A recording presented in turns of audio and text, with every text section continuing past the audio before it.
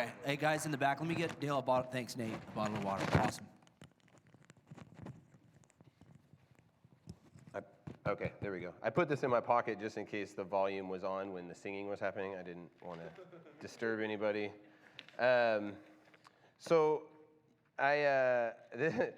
This may be either the quickest Sunday night service of all time, or there might be some stuttering around. Who knows? So we'll see how it goes. But over the last few weeks, some testimonies have been given out, and people have been recording their testimonies. And I thought, to myself, I kind of felt compelled to share mine, but not enough of a compulsion to say that to anybody. I thought to myself, well, if God wants me to share it, then I will, thank you. Then I'll wait for Jason to ask me. And not just ask me, but maybe ask me to speak, because my testimony is maybe a tad longer than the video clips. And so I thought, well, I'll just see how it goes. If he asks me, then I'll say yes. And then he got this nose thing, and he's been dealing with that for a while, and he texted me and asked me, and I thought, maybe I'll put a fleece out and see if the Lord will wet that fleece before I say yes. But he, I felt, this was the right time, and felt like I would share it. And I was thinking about Jason this morning with the message, shake it off, and this whole weekend I've been thinking about this service, and I felt like that was probably really timely for me. And so, my testimony isn't one that's like I went through all this stuff and had all this trouble in life. I grew up in a good home. My parents were divorced, but they got along great. My dad took me to church every Sunday. Met Jason when we were about 10. I wasn't the crazy friend. Jason was. I was the stable friend. I was everything you see about him today is exactly who he was back then, except he is excited for the Lord instead of other crazy things. I was always more like very reserved, very concerned with disappointing my dad. And my dad was the most important person in my life. Would take me to church every Sunday. We had Bible studies, growing up. But it wasn't ever really about my connection with the Lord necessarily when growing up. It was really just wanting to make sure I stayed, close to my dad. I wanted to stay with him. I wanted to stay around him. When things were happening, even when I was growing up, I would just go hang out with him on the weekends, not go out. He was that guy for me. In a lot of ways, he was my faith and sight. So when I had trouble or questions or things in life, maybe they come up, he was who I would go to. Not necessarily the Lord, but he was a great, testimony to me, a great godly example, especially as he got older in life. And so my personal experience, I got saved when I was about 12. But like I said, it wasn't like a deep salvation. It was a very surface salvation. I would come to church. We went to small churches. I didn't have any youth groups or anything, so I would sit in church and watch the clock. And it was like, I couldn't believe how slow time would move, how long the services lasted. Some of these older Baptist churches that didn't really have any life to them youth-wise. It was tough to get through those services. But as I got a little older, I went to work with my dad, and I got married at 20, and about 6 months after I got married, he got sick. And he got diagnosed with congestive heart failure. And tonight I want to share that experience with you guys about what happened. And I'll start with 2 verses. Isaiah 26:3. Thou wilt keep him in perfect peace, whose mind is stayed on thee. And 2 Timothy 1:7. For God hath not given us the spirit of fear, but of power and of love and of a sound mind. We'll have a few verses in here. I'm not going to have everybody turn to them because I got, littered with verses throughout. But I want to talk about a time that I went through that I didn't have a sound mind, that I was definitely not in perfect peace. I was in no peace. And kind of maybe share with you some things that I hope that I wish that I knew when I was going through it, but also that God showed me, and as I suffered through some things, and also kind of my personal testimony about how God rescued me and God saved my life. So as my dad got sick, right, he was congestive heart failure. At the time, I thought it was maybe something that could be managed. And for most people, it can. For some reason, for him, it couldn't. And over a period of about 4 years, he just steadily declined. Though he was good for, to communicate and mentally there, the last year, he wasn't. He slept most of the day. We spent a lot of time at the house, just kind of like round the clock, kind of staying with him. And, the whole time kind of thinking that, okay, this is going to turn a corner. He's going to get better. He's not going to die, right? Like, I'm 24, I thought my whole vision of my life was that, he was older when he had me, and I thought, okay, I want to have my kids when I'm younger so that they can experience him, and he can pour into them what his wisdom and godly example. And, when I was 24, I had Jake, and Jake was 2, and Caleb was just born. And, I just kept thinking, it's going to pull through, pray about it, spent, time in prayer as much as I knew what prayer really was. We would, get him to doctors and study what congestive heart failure was, and what do you have, and what's your diet? Let's change your diet. Let's make sure you're eating right. And he would eat right for like 2 days, and then I'd catch him at the Chinese, buffet or something, and I'm like, what are you doing? And he was like, no, it's not that salty. It's not that bad. Yeah, right. And so it was constantly like that. But that last year was really, really tough. His liver started failing, his kidneys started failing, and he just steadily declined. And he wasn't really there. So the last 6 months, he would sleep close to probably 20 plus hours a day, and just kind of get up to go to the bathroom, and we'd have to help him. And on December 20th, 2005, he passed away. And it was like, this is where I got to get through this. This is the other part of the message. If I can get through without crying, I'm going to be really in good shape. But he passed away, and it was really, really tough early on. And like I said, I grew up, like, not a lot of bad things happened. So I wasn't like, wow, this is really normal for me. It was really tough, losing my dad. But days kind of turned into a couple weeks, and, started kind of getting through the grieving process. And then something major happened personally inside of me. A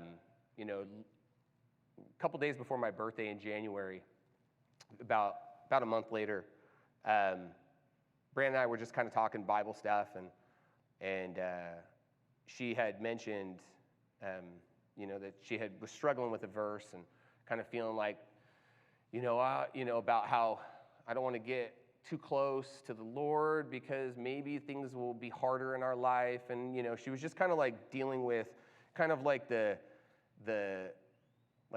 I guess maybe the independent Baptist mentality of like, God's going to take away things in your life and give you these hardships and everything and to make you better. And it's not necessarily the truth, but it's not necessarily like something that's really across the board, right? It's not a standardized thing. And so, I was like, well, that's not how God is. God doesn't wound us just for like anything. Like that doesn't even make sense. Like he wants you close to him. And as I was saying this, and I'm going to share with you guys something that I share with people when I talk about my testimony to people. It's usually one-on-one. So when I'm sharing this full story to you, it's very weird to share it in an open setting. So when I said that, I instantly, like audibly, like me talking right now, heard a voice in my head. And that voice said, "You don't believe that." And as I was saying it, like to her, like that's not how God is. God wouldn't do that. And it said, "You don't believe that." And it said, if you believe that, you would live differently. And now keep in mind, on the outside, I probably was living fine, but on the inside, it was different. I had a lot of, I was 24. I was a not super spiritual guy. I was going to church, but it was like I was when I was a kid. I just go and kind of watch the clock and leave. And so I felt that inside. And as I felt that voice, I also felt a rush of adrenaline. And something I had never experienced before, which was, now I know, was a panic attack. And I had never felt that in my life. And I got up. I couldn't catch my breath. I felt like flushed. I felt flustered. I went in the other room. I tried to read my Bible. I was like, okay, something's going on. I got to read my Bible. I couldn't even read. Like, I was looking at the pages. It was like blank. It was like looking at like an empty coloring book or something. And so I was just like, okay, I got to settle down. Just settle down. Just settle down. And I couldn't settle down. And so I tried over the next couple of days, which that day turned into a couple of days, turned into more than a couple of days. And the panic attack wouldn't stop. It was like I would go to, once I went to sleep, the minute I'd wake up in the morning, I felt like I was running. My heart rate was going. It was just like everything was, I would feel my pulse. It was like 120, 130, 140 beats a minute. It was just going nonstop. I was like, man, what is wrong with me? What is wrong with me? But I couldn't put my finger on what was happening. I had never experienced it before. And so as that started, the idea of like what is going on turned into more of a guilt and a shame of what I had was coming to my mind about like, you're having this anxiety attack, you can't even control yourself. You're like, and so my brain started to work in a manner where I was feeling like ashamed of how I was feeling. And then also I hadn't really processed my dad's passing. And so I had this grief at the same time I was having anxiety and panic attacks. And then I was feeling like weak. And as I was going through this, I didn't understand like how deep this would take me. And so it's hard to explain the feeling. I don't know how many people here have experienced it, but having panic attacks and depression, they usually go together, especially when you're dealing with just kind of like a standardized anxiety. But as I was feeling it, it was like starting to close in on me. And then it started to turn into things where I was just in a mode of chewing on one single thought. And that thought would disturb me until I could find something else that would disturb me. And so I couldn't get out of my own head. I felt like I had like a stuck process of thinking, where my thinking was like, okay, I'm not having anxiety right this second, but it's coming. And so in my mind, I felt like it's coming. So, and as I was going, my mind would start to work like in a spinning cycle of like, what is happening? What is wrong with me? And so I started to kind of gravitate towards my Bible and towards reading any book I could find to try to understand it. And what it did was it kind of wrapped me deeper into that singular thought pattern of depression and anxiety, and just like focused on it all day. And so to explain kind of like where it led me, when this started, I was probably maybe 210 pounds, something like that. And by the time I got through with about 18 months of this nonstop, I was about 170-ish, 175. I couldn't eat. I felt adrenaline all day. I couldn't sit still. I remember for a while I would go to work, come home at lunch, eat like barely anything, go back to work, come home, go upstairs, and sit in the closet and like pray and cry. That was like my day. And I had 2 little kids, awesome wife, house, everything. It looked like everything should be good, but I was like miserable. And so I didn't understand. I didn't know how to deal with it. I didn't know how to even get out of it, let alone understand what I was going through. And I also felt isolated, like I couldn't share it with anybody, because I felt like if I share this with somebody, they're going to receive from me what I already have. Like they're going to be gifted with this problem. And so I didn't even want to talk to anybody about it. And so there were some pastors I talked to briefly about it, I saw a therapist one time. I couldn't even really explain to him what was going on because I didn't really want to open up to him. But I would sit there and say, God, I don't know what's happening, but I can't live like this. I can't continue to live like this. I'll stay in this as long as I need to, but I wasn't in this. I didn't have this problem like 6 months ago. It's not like I have a chemical imbalance, right? Like there's people that have that, but I didn't have that. I was fine 6, 9, whatever it was months ago. So I knew this was something else. And so I said, Lord, if I can't get out of this, like I don't know if I can keep living like this. This is terrible. And, like I said, I would just go upstairs, come home, and just go through the motions with my kids. When there was birthday parties or things to go to, it was like, okay, I'm going to go, but I need to drive separately because if I start to wig out, I need to leave. And so I would make sure like I would come in late, come in last, so I'd have an open way. Like if there was like a cars like scenario parked in the driveway, I would make sure that I was like parked up top or far away so I could leave. I didn't want to be boxed in where I had to ask somebody to leave. I just wanted to be able to go. That gave me peace of mind.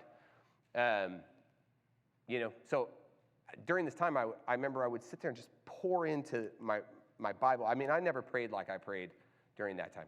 Like that was a different type of prayer. That was like a painful, agonizing prayer. And I want to share with you what God did for me during that time, because as much as I felt alone, he never left. He never left my side. He would pop in, is the best I can describe it, and show me something where he confirmed he was with me that probably kept me out of Mesa Vista or something. I don't know. So thoughts are like trains, right? So this is somebody I heard say this, and it's like they take you somewhere. And so my thought patterns were taking me down depression, taking me down anxiety, taking me down panic attacks, hopelessness, doubt. I mean, I was constantly in this battle, doubting the Lord. I didn't know how to get off these trains. I didn't know how to get out of it. It was just like I was stuck, and every day it was like a different thing. And there were verses in the Bible that I was like, I don't understand this. And I don't understand why God would do this. And then I don't understand why God would allow this. And why would God allow this? And it was just constantly rebounding in my head. And so as I was kind of chewing through all this stuff,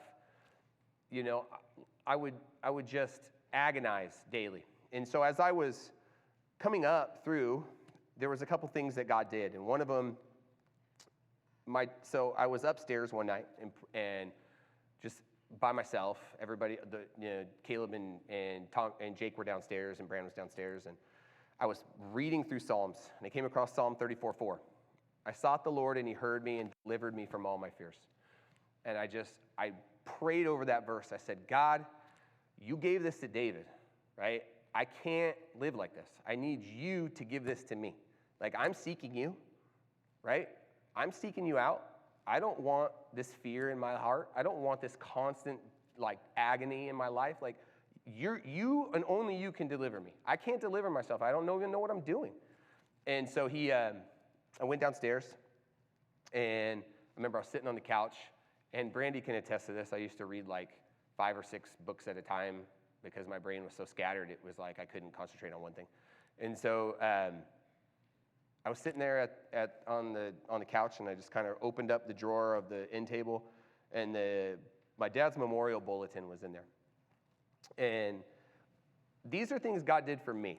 So I don't want you to think that like this is how God always is. God does whatever he wants. This was just for me. Okay, so this mattered to me in my life, and you may think coincidences and whatever. That's fine. It's not for you. It was for me. And so I opened the drawer, and I found my dad's memorial bulletin, and I was just kind of looking at his face, looking at the picture of him. And I flipped to the back, and on the back, Psalm 34:4. I sought the Lord, and he heard me and delivered me from all my fears. And I sat there for a minute, and I thought, why would that be on a memorial bulletin? Because that's not a memorial service bulletin, right? And so I called my stepmom up and I said, Debbie, because she put that bulletin together. I said, the bulletin that you put together for Dad's funeral? And she's like, yeah. And I said, what? On the back, why did you put that verse on there? And she said, what verse? And I said, Psalm 34:4. Why'd you put that on there? And she said, I didn't put that on there. I don't know why that's on there. I didn't put that on there. And so I was like, okay. I mentally was still whacked. So I couldn't really I still was like, okay, that's interesting. Gave me a little comfort that day. Probably cried a little bit less that day. Kind of went about my business. Just thought that was interesting check-in. Another day, now keep in mind, this was about an 18-month period. And we were cleaning up some stuff around the house, and I was heading into work, and Brandy had cleaned out some stuff in the garage, which, if you know my wife, that's never where she goes. Doesn't go in the garage, doesn't want to be around anything with bugs or potential of bugs or anything like that. And so she'd cleaned out some stuff, and she set some things on the table on the kitchen counter. And I remember I saw a tape, and I was like, anything but my own thoughts today. And I just grabbed the tape, and I'm like, I'm going to put that in. Tape. That's how old I am. I had a truck with a tape, right? And so I grabbed that tape, not a CD, not any kind of AirPod or iPod or whatever they were called. So I grabbed this tape, and it was like a tape on, this was shortly after 9/11, so there was all this talk of Islam and all these and so I was like, this is a tape on Islam, I'll just listen to this, Christian guy talking about information on it. So I was like, whatever. So I put the tape in, I'm driving down the road. I can't even hear this guy because I can't even get out of my own head anyway. And so I'm driving down the road, I'm going to an appointment for work, and at the time I was a realtor. I was going to a house for a showing, and this is exactly how you want your realtor to behave before you go, before he's going to help you make these biggest financial decisions. You want him in his truck, driving to your house crying, which is what I was doing. So I was driving, and I was like, God, I can't take this. I don't even know, I can't even get through the day without losing my mind. I'm probably going crazy. And so I was driving down the road, and the tape was playing. I said, God, I just need to know. I don't care if I'm wrong on what I believe. I just need to know what is right. What is right? What is true? Where do I go from here? How do I get, did my dad teach me right? Is that what he showed me? Is that right? I just need to know what's right. I need to know that he's okay, that I'm okay, whatever. Just show me something. I need something. And I'm driving down the road, and so this tape was from a church off of Lake Murray. So they had recorded a series. A guy, Dr. Robert Morey, had come in and spoke, and there was a question and answer session at the end. And as I'm praying this, I hear a voice on the tape that finally catches my ear. And this guy's asking a question to Dr. Morey, and as I'm listening to it, it's my dad. My dad's on the tape asking a question to this guy. And like I said, these are coincidences, right? Maybe for you, maybe not for me. And so I'm hearing my dad fully asking question, talking on this thing, and I'm just man, it just gave me a day, gave me some time to go, okay, I'm not going crazy. I'm not going crazy. This is where God wants me. I'm going to be where God wants me. So other things happened along the way, but fast forward kind of to the end. I was, at this point, we had moved, bought a house. I was in no financial, we bought another house, sold our house. I was in no mental state to be making financial decisions, but we were just kind of going along. I was working, I was doing, kind of going through my day, just doing the best I could. And at this point we had 3 kids. Tommy was a baby, and Caleb was just had turned 2, and Jake was 4. And we did a camping getaway at Santee Lakes, and at this point in time, I couldn't sleep. So it was really hard to sleep. It took me a long time to wind down. And so the thought of being in this trailer and being forced to go to sleep on my own terms was just without me being able to kind of wind down, because you got 3 little kids in there, you're going to keep them up if you're up the whole time. So I was this is making me just stressed out. And so as I was kind of winding down to go to sleep, I fell asleep and I had a dream. And so before I say this, okay, I grew up in the most fundamental Baptist churches around. So the idea of me even talking about having a dream to everybody in this church right now makes my skin crawl, okay? But I'm going to tell you what happened, because this is what happened, because it changed. It probably saved my life. And I don't say that like exaggerating. So I had a dream. This dream was in like a city, felt like Las Vegas, but the power was out, and I was walking down the street, and I just felt evil pulling me. Felt evil pulling me side to side. I couldn't find where everything was. It was in the dark. I was like searching, and it felt just evil. And I felt like I couldn't process my direction. And I woke up. I felt physically ill, disturbed. Like, what is that dream? Like, what am I going through, right? And I went back to sleep. And I don't really know necessarily what that part of it meant. It just was part of what happened. But I went back to sleep. And when I went to sleep, I had a very vivid dream. And this dream was of my dad. And I looked up and I saw him. And we were standing basically like face to face. He was kind of off a little bit. And I was like, what are you doing? But it was different. So I had, the last few years, I'd seen him sick, and he was healthy, and he was flush, and he had his little old man hat on. I don't know what that meant, but he just looked good. And I looked at him, and I was like, why are you here? Like, well, you're not supposed to be here. And he looked at me, and he said, God wants you to know something. And I said, well, what is it? And he said, everything you're going through is complete, is finished. You can be out of it anytime you want, but you have to move past this. What God wanted you to know is you've learned through it, and what God wanted to do through it is done through it. And I grabbed him, and I hugged him. I could smell him, and it's something about my dad. He never smelled bad. He always smelled good, but he had this certain smell, and I could smell him, and I could feel him. And I just embraced him, and I just started sobbing. And I woke up sobbing, of course, but I felt like a change in my heart. Felt like a chapter had turned. And that chapter, for me, was like a weight lifted off my shoulders of what I was suffering through. Not to say that like anxiety and depression and things went away like that, because they didn't, but my ability to work through them did. And my ability to kind of like process through them did. And so I learned a few things through it, but that moment was like a big change for me. And so as I was kind of like processing it, kind of getting through, understanding, it just was a weight lifted off my shoulders.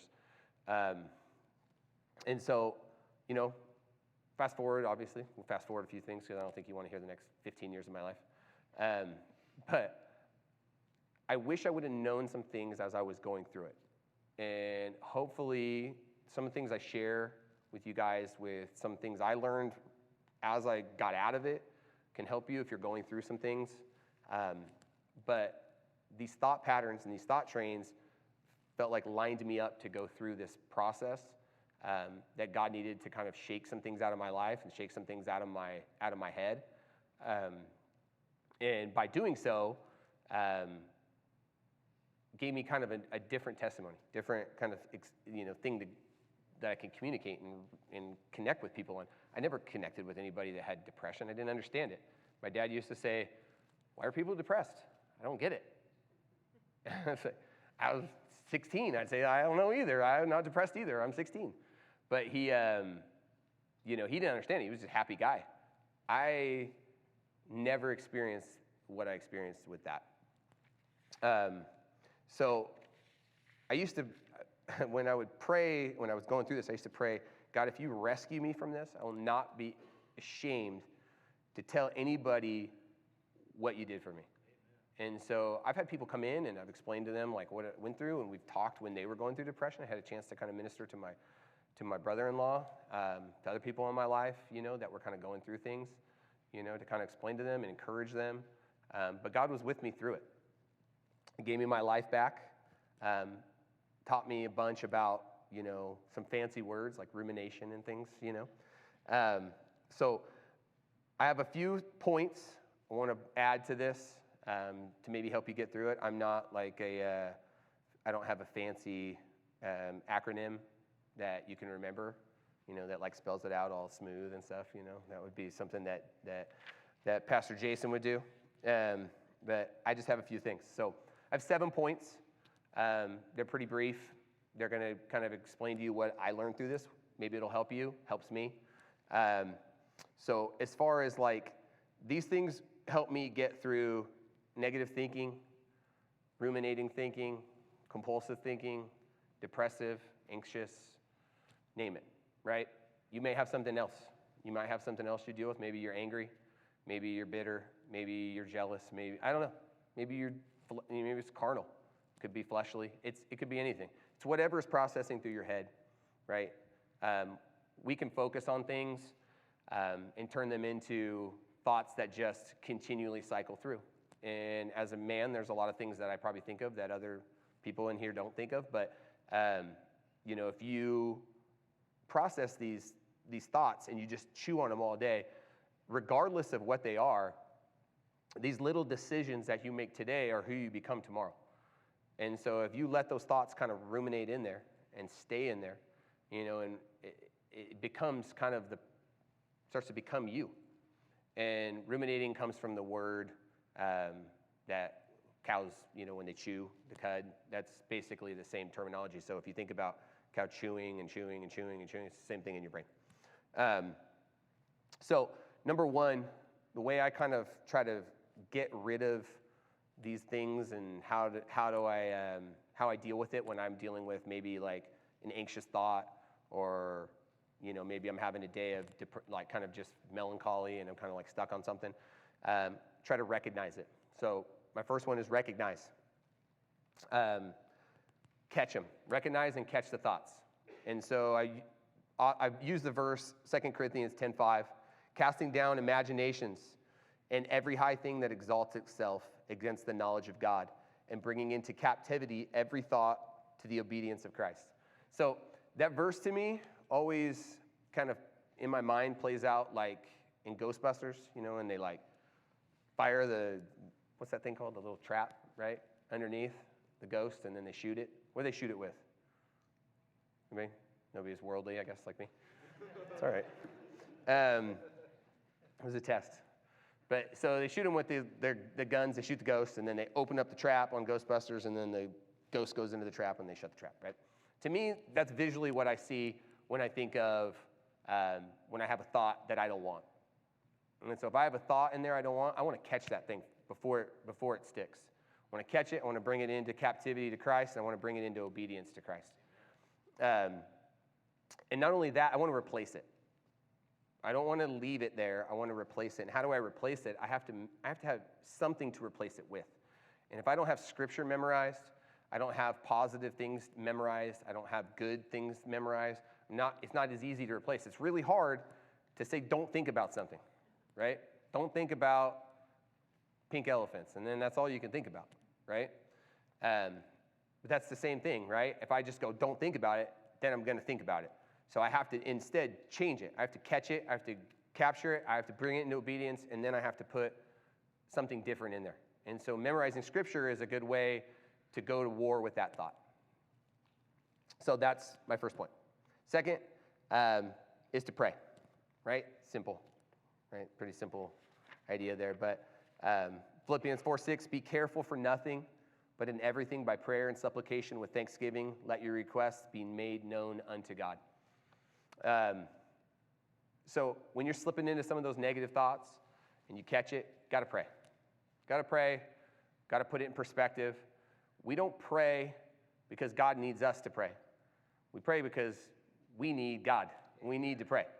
Like God, we need to be in his presence. And we're not going to get in his presence by, just watching TV or being on your phone all day or whatever. I have to take the time to undo that pattern, that thought, and I have to bring it to the Lord.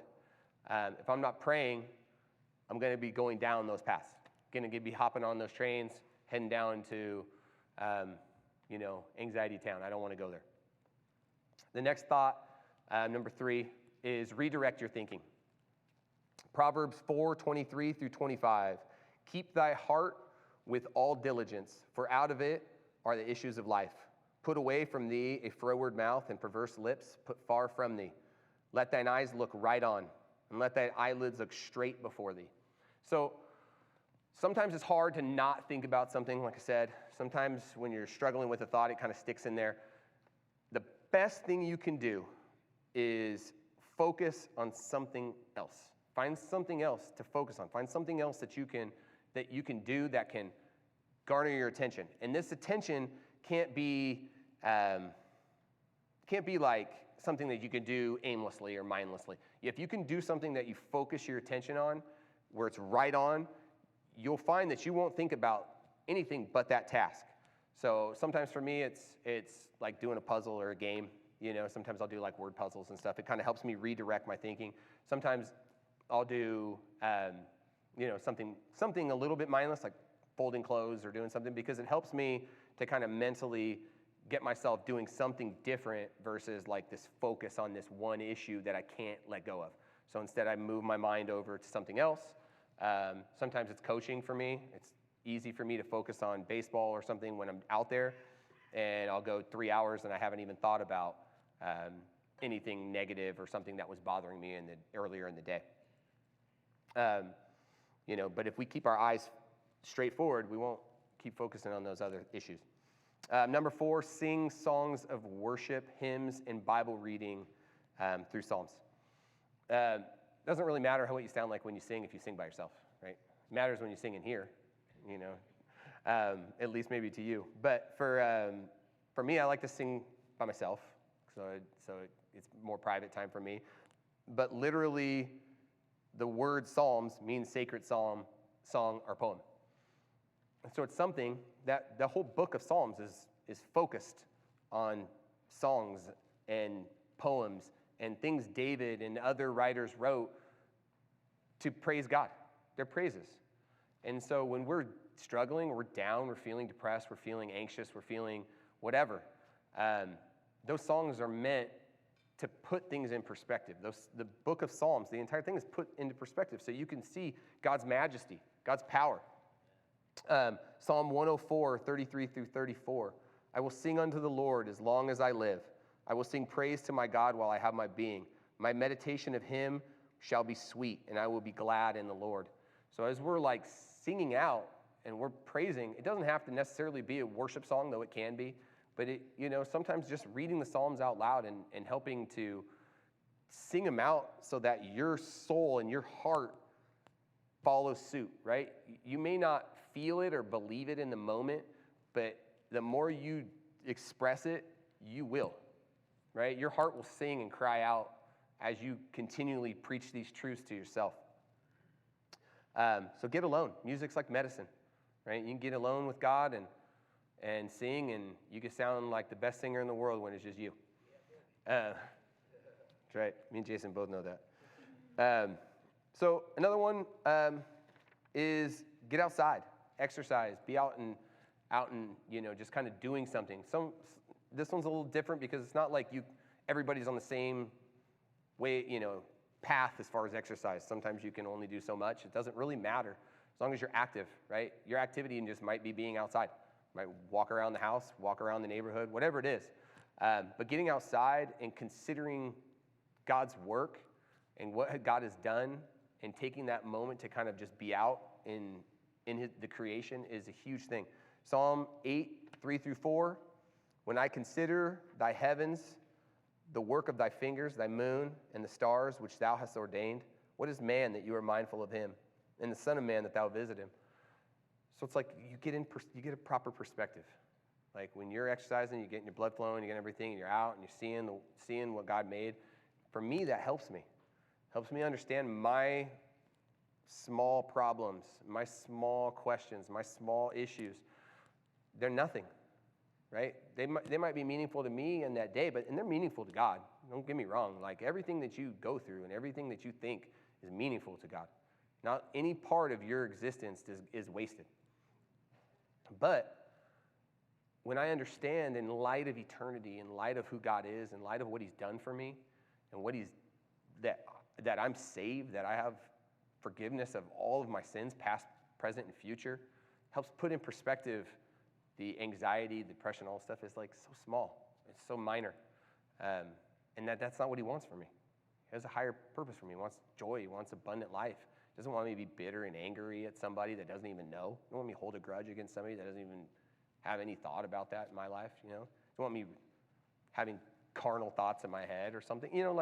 Doesn't want those things for any of us.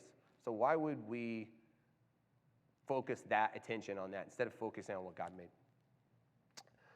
Number 6, pour into others. Obviously, John 3:16, right? For God so loved the world, and he gave. He gave himself. His only begotten son, right? When you give yourself for something else, you give yourself, pour into somebody else, pour into somebody else's life, that is a surefire, tested, true way to get your feelings off yourself. Because anxiety and depression and all the things that go with it, and whether it's, you're angry, like I said, angry at somebody, whatever it is, right? It's always selfish. It's always focused on you. That person did this to me, right? Or this problem I have, or why is life so bad? Like whatever it is, right? It's always focused on you. It's never focused on somebody else.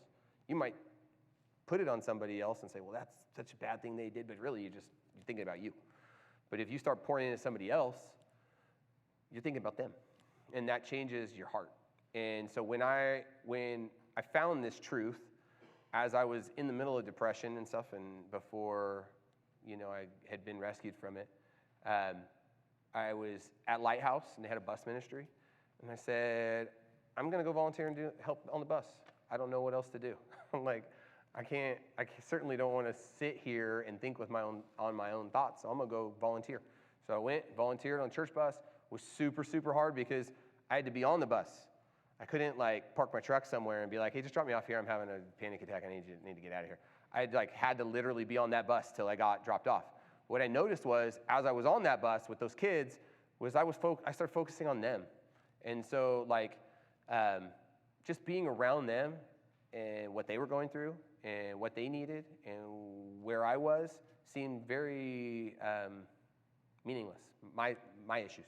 What seemed really important was their issues and what they were going through. And so when I first got on the bus, I felt anxious the whole time I was on it. Short time after I had been on the bus for a while, when I would get on the bus, I would feel my anxiety and my depression and everything just kind of evaporate for the hour and a half I was on there. And then I would, feel better at the end of the day. I might be exhausted emotionally, but I felt better just being around these kids. They were helping me more than probably I was helping them, but it was just being able to be around them and show them somebody cared about them and loved them. It was a big deal. And so as we pour into others, you'll feel the same thing. Feel the freedom, the freedom kind of and the liberty from it. And then number 7, the last one is turn it around. So if I can replace those negative thoughts and negative thinking and whatever it is and turn it into thoughts of good, I can transform that focused thinking into focusing on right things, right? And it can be a positive. It's not a bad thing to ruminate on great things, right? Is it a bad thing to really be focused on something that makes you feel good and you love, your family or something? Philippians 4:8, finally, brethren, whatsoever things are honest, whatsoever things are just, whatsoever things are pure, whatsoever things are lovely, whatsoever things are of a good report, if there be any virtue and if any praise, think on these things, right? So it's God wants us to think on those things. I don't want to just have an empty mind. I want to have a mind that's filled with something right. I don't want to have a mind filled with something that's terrible. I don't want to have a mind filled with something that's troubling me. And so as I look at these things and think, the Bible just is telling us that we can think on these things. We have control of our thoughts. You have control of your thoughts.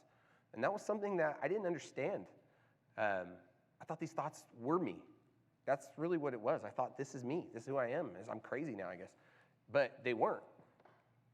you have control of your thought patterns. You have control of your thought life. You have control over these things. You can change them. But the journey of a million miles starts with one step. So if you've patterned your life with these habits that are formed in a certain way, it's not going to happen overnight where you're just going to wake up one morning and be like, well, I'm not going to think like this anymore. You have to take conscious decisions and make repeated choices day by day by day to die to yourself, to soak in the word, to pray, to be faithful and guard your mind. A philosopher, Will Durant, said, we are what we repeatedly do. And so if you're repeatedly thinking on negative things, that's going to be who you become.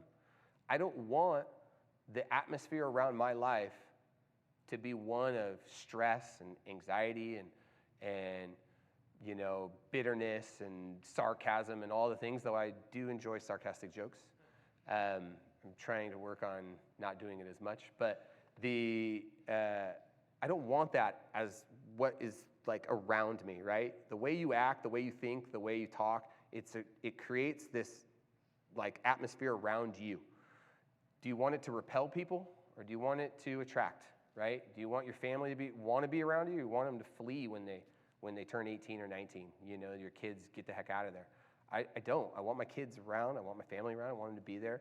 And so it's a conscious choice. I could easily be griping and miserable to be around, because I can easily fall back into a pattern and back onto a train that takes me into just a really dark place. But I fight against it day by day.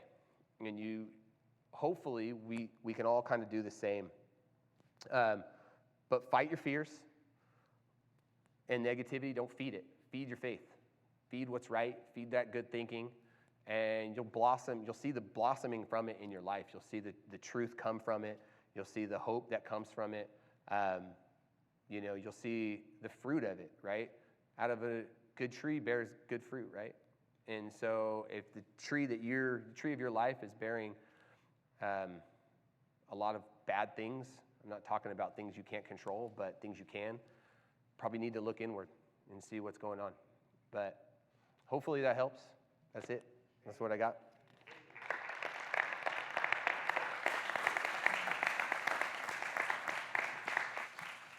Great job.